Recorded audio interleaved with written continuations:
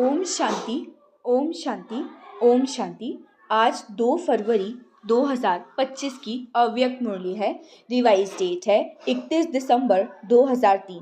आज की अव्यक्त मुरली का शीर्षक है इस वर्ष निमित्त और निर्माण बन, जमा के खाते को बढ़ाओ और अखंड महादानी बनो।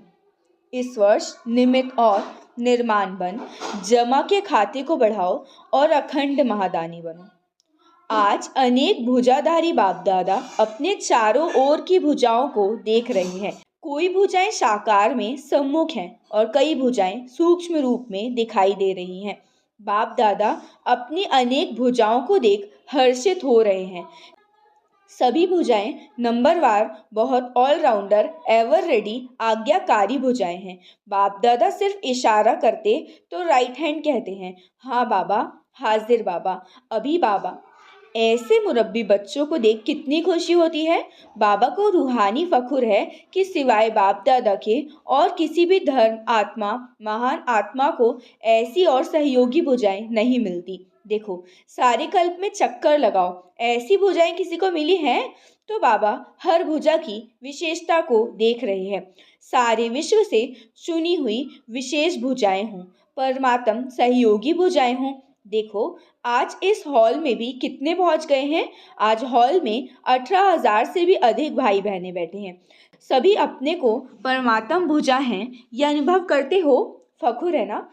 बाबा को खुशी है कि चारों ओर से नया वर्ष मनाने के लिए सभी पहुंच गए हैं। लेकिन नया वर्ष क्या याद दिलाता है? नया युग, नया जन्म। जितना ही अति पुराना लास्ट जन्म है, उतना ही नया पहला जन्म कितना सुंदर है।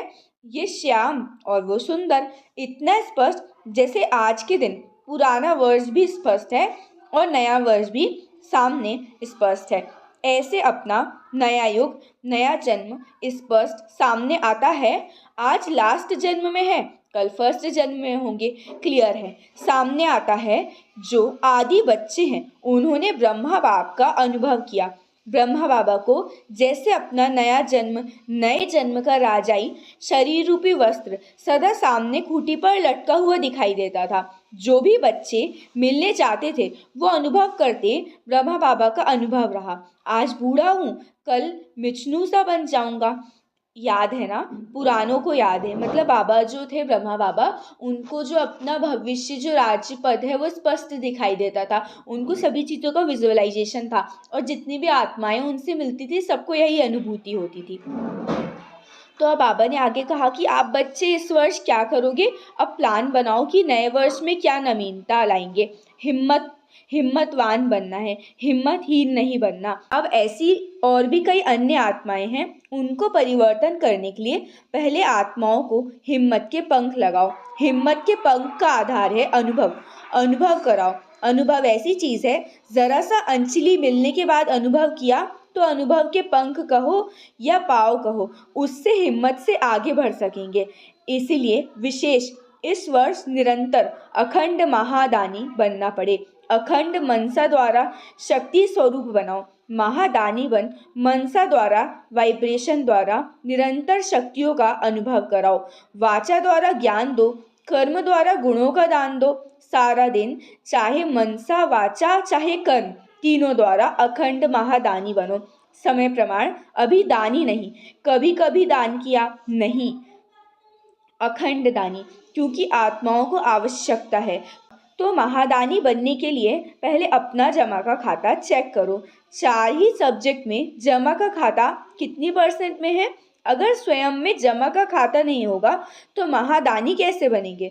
और जमा के खाते में चेक करने की निशानी क्या है। मनसा, वाचा, कर्म द्वारा सेवा तो की, लेकिन जमा की निशानी है सेवा करते हुए पहले स्वयं की संतुष्टता, साथ साथ जिन्हों की सेवा करते उन आत्माओं में खुशी की संतुष्टता आई। अगर दोनों तरफ संतुष्टता नहीं है तो समझो सेवा के खाते में आपकी सेवा का फल जमा नहीं हुआ है। बाप दादा कभी कभी बच्चों के जमा का खाता देखते हैं तो कहाँ कहाँ मेहनत ज़्यादा है लेकिन जमा का फल कम है। कारण दोनों तरफ संतुष्टता की कमी। अगर संतुष्टता का अनुभव नहीं किया, चाहे स्वयं दूसरों का जमा का खाता कम होता है। बाप दादा ने जमा का खाता सहज बढ़ाने की गोल्डन चाबी बच्चों को दी है। जानते हैं वो चाबी क्या है?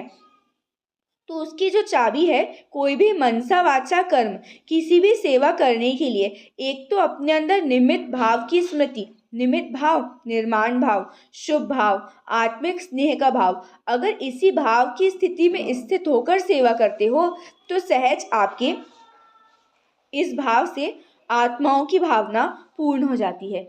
आज के लोग हर एक का भाव क्या है वो नोट करते हैं। क्या निमित्त भाव से कर रहे हैं वह अभिमान के भाव से? जहाँ निमित्त भाव है वहाँ निर्माण भाव ऑटोमेटिकली आ जाता है। तो चेक करो क्या जमा हुआ, कितना जमा हुआ, क्योंकि इस समय संगम युग ही जमा करने का युग है। फिर तो सारा कल्प जमा की प्रारब्ध है। तो इस वर्ष क्या विशेष अटेंशन देना है? अपने अपने जमा का खाता चेक करो। चेकर भी बनो, मेकर भी बनो, क्योंकि समय की समीपता के नज़ारे देख रहे हो और सभी ने बाप दादा से वादा किया है कि हम समान बनेंगे। वादा किया है ना? जिन्होंने वादा किया है वो हाथ उठाओ। किया है ना पक्का? कि परसेंटेज में पक्का किया है ना? तो ब्रह्मा बाप समान खाता जमा चाहिए। आगे कहा जो जो मैपन का भाव है ना, ये भी ब्राह्मणों में आ जाता है बहुत रॉयल रूप में। पर बाबा कहते हैं कि अभी ये मैपन को भी समाप्त करो। बाप दादा प्रत्यक्षता करने को कह रहे हैं, अच्छे प्लान बनाओ। बाप दादा खुश हैं, लेकिन ये रॉयल रूप का मैपन प्लान में सफलता में कुछ परसेंटेज कम दे देता है। नेचुरल संकल्प में, बोल में, कर्म में, हर संकल्प में बाबा बाबा स्मृति में हो, मैपन नहीं। बाबा करावनहार करा रहा है, मतलब जो भी कुछ है ईश्वर के ऊपर अर्पण है और वो ही करा रहे हैं। तो जगदम्बा की भी यही विशेषता थी कि उन्होंने जो स्लोगन याद रखा था कि हुक्म ही हुक्म चला रहा है। तो ये जो विशेष धारणा थी मम्मा की, ऐसी आप बच्चों को भी निमित्त बनना है। बाबा ने ये रॉयल रूप के मैं के गीत सुने हैं बहुत। मैंने जो किया वो ठीक है, मैंने जो सोचा वो ठीक है, वही होना चाहिए। ये मैंपन जो है ना वो धोखा दे देता है। सोचो भले, कहो भले, लेकिन निमित्त और निर्माण भाव से। बाप दादा ने पहले भी एक रूहानी ड्रिल सिखाई है। कौन सी ड्रिल? अभी अभी मालिक, अभी अभी बालक, विचार देने में मालिकपन, मेजॉरिटी का फाइनल होने के बाद फिर बालकपन। ये मालिक और बालक रूहानी ड्रिल बहुत बहुत आवश्यक है। तो अब बाबा के 3 शब्द शिक्षा के याद रखो। सबको याद है ना? मनसा में निराकारी, वाचा में निरहंकारी और कर्म में निर्विकारी। ये 3 शब्द विशेष याद रखने की। मनसा में निराकारी होना है, वाचा में निर्हंकारी होना है और कर्म में निर्विकारी होना है। जब भी संकल्प करते हो तो निराकारी स्थिति में स्थित हो के संकल्प करो और सब भूल जाए, लेकिन ये 3 शब्द नहीं भूलो। ये साकार रूप की 3 शब्दों की शिक्षा सौगात है। तो ब्रह्मा बाप से साकार रूप में भी प्यार रहा। अभी भी डबल फॉरेनर कोई अनुभव सुनाते हैं कि ब्रह्मा बाबा से बहुत प्यार है, देखा नहीं तो भी प्यार है ना? तो हाँ, बाबा ने कहा नए वर्ष में वाचा की सेवा भले करो, धूमधाम से करो, लेकिन अनुभव कराने की सेवा सदा अटेंशन में रखो। सब अनुभव करे ना कि इस बहन द्वारा या भाई द्वारा हमें शक्ति का अनुभव हुआ, शक्ति का अनुभव हुआ, क्योंकि अनुभव कभी भी भूलता नहीं है। सुना हुआ भूल जाता है, लेकिन अनुभव कभी भी भूलता नहीं है। अनुभव ऐसी चीज़ है जो खींच के आप उसको आपके नज़दीक ले आती है। तो संपर्क वाला संबंध में आता रहेगा, क्योंकि संबंध के बिना वर्षे के अधिकारी नहीं बन सकते। तो अनुभव को संबंध में लाने वाला। अच्छा, आप समझ गए ना क्या करना है? अभी क्या करेंगे? बाबा को नए वर्ष में कोई गिफ्ट देंगे ना, तो अब बाबा को नए वर्ष में हैप्पी न्यू ईयर का कार्ड नहीं चाहिए, आपका रिकॉर्ड चाहिए है। क्या रिकॉर्ड? कि बच्चों का रिकॉर्ड हमेशा नंबर 1 हो, निर्विघ्न हो, कोई भी विघ्न की बातें आ ही ना। अब बाबा कह रहे हैं जो बड़े बड़े विघ्न है ना, बड़े बड़े विघ्नों को छोटा बनाना सीखो। एक एक बच्चे का चेहरा बाबा मुखड़ा देखने का दर्पण बनाना चाहते हैं। तो अब इस नए वर्ष की गिफ्ट में ये देखो, ये दो कि विचित्र दर्पण बन जाओ। जो भी देखे, जो भी सुने, उसको बाबा ही दिखाई दे, उसको भगवान की शिक्षाएं दिखाई दे। तो बाबा कह रहे हैं कि जो गिफ्ट देने का बाबा को दृढ़ संकल्प कर रहे हैं वो हाथ उठाओ। अब दृढ़ संकल्प करना है बाबा को कि हम रिटर्न गिफ्ट देंगे। अच्छा, चारों ओर के सदा अखंड महादानी बच्चों को चारों ओर के बाप के राइट हैंड आज्ञाकारी भुजाओं को, चारों ओर के सदा सर्व आत्माओं को, हिम्मत के पंख लगाने वाले हिम्मतवान आत्माओं को, चारों ओर के सदा बाप समान हर कर्म में फॉलो करने वाले ब्रह्मा बाप और जगत अम्बा की शिक्षाओं को सदा प्रैक्टिकल जीवन में लाने वाले सर्व बच्चों को बहुत बहुत याद, प्यार, दुआएं और नमस्ते। अब कहो, हम रूहानी बच्चों की रूहानी बाप दादा को याद, प्यार, गुड मॉर्निंग और नमस्ते नमस्ते नमस्ते। शुक्रिया बाबा, शुक्रिया।